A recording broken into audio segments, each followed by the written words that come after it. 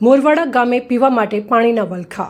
સોઈગામ તાલુકાના મોરવાડા ગામે એટલે કે જીવન જરૂરિયાતની સુવિધા માટે ગ્રામજનો પાણી માટે વલખા મારી રહ્યા છે।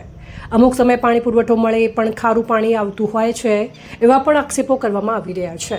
આ બાબતે ગ્રામજનો મારફતે વહીવટી તંત્ર પાસે રજૂઆત કરી છે। આ બાબતે સ્થાનિક વહીવટી તંત્ર અથવા જિલ્લા કે તાલુકાનું વહીવટી તંત્ર આ પાયાની સુવિધા માટે ગંભીરતાથી દાખવે એ મોરવાડા ગ્રામજનો માટે હિતકારક નિર્ણય ગણાશે કે પછી વહી રફતાર રહેશે, જોવાનું રહ્યું। અહેવાલ જેડી ગજ્જર, બનાસ દર્શન ન્યૂઝ, બનાસકાંઠા। મોરવાડા ઇન્દ્રનગર ગામડી વાસ પાણી પીવાનું મળતું નથી। મારું નામ દિનેશભાઈ માનસિંહભાઈ મકવાણ। પાણી અત્યારે 2 થી 3 મહિનાથી પાણી આવતું જ નથી।